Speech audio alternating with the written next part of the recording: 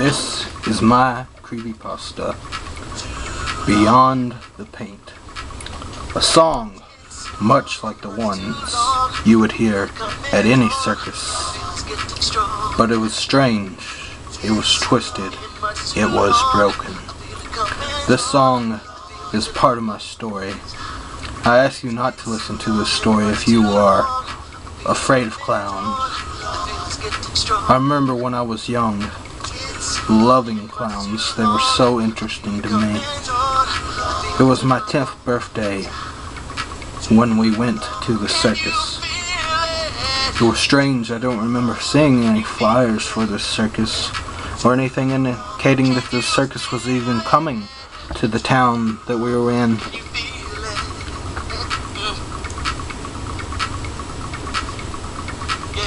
We went in and we sat down, and as the music played, you could hear it.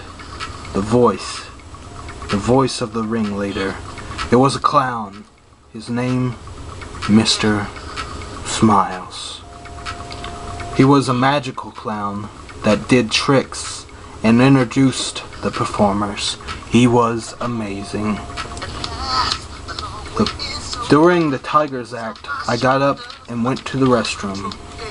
As I came out of one of the stalls, I saw him standing there with his unchanging grin. I felt a shiver go down my spine. This face of his, it startled me. But I forgot about it because he was really nice. He actually gave me something, which was strange. I didn't see him give anything else to anyone else. I thought it was really weird that he gave me something. It was a jack-in-the-box. It was strange. It was off-colored and looked warped, like it'd been in the sun too long. And the weirdest thing is that it had a lock preventing the jack from coming out. I didn't think much of this. I thought it was a joke. A weird joke from a weird clown. Nothing more. So I returned to my mother as the show came to an end. A few days went by, and I got a package in the mail. It didn't have a name on it or a return address. I thought this was strange, and it left me nervous to open it. But I opened it anyway. There was a key and a letter, and it read, "This will bring you luck as long as you do not use it to open the jack-in-the-box." And there was a smile. I was so scared. How did Mr.Smies know where I lived? I left to see my friend named Pat. I was hoping he could tell me what to do, or just take my mind off of it. He told me I should open it. What's the worst thing that could happen? It's just a jack-in-the-box after all. It must have been the fact that I had him right next to me, because I didn't hesitate to open it. I put the key in and unlocked it. I started to turn the gear, and from the box filled the room with a strange music. The same music that I heard in the circus, except more unnerving, more twisted. I was sure something was gonna pop out, some kind of monster or demon even.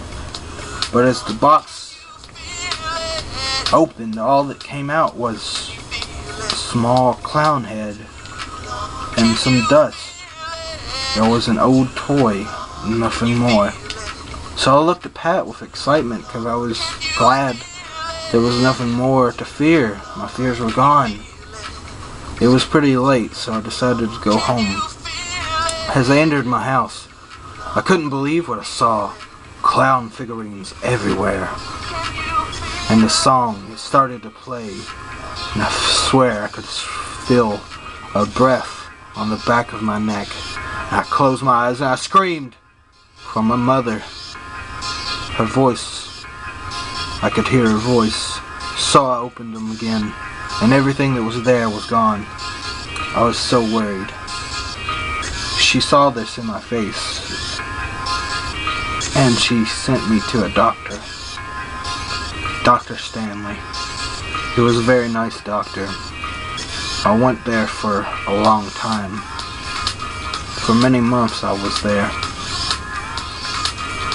I finally got to leave and go home.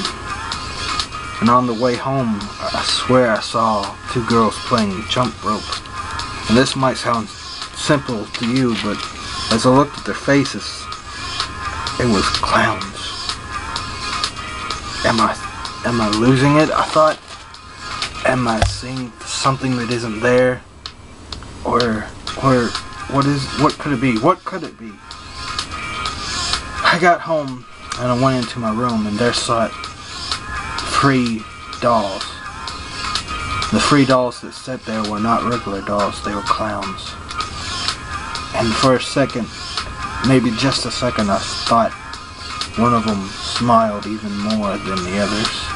Not to say that their smile wasn't already creepy, but it seemed like it got even larger.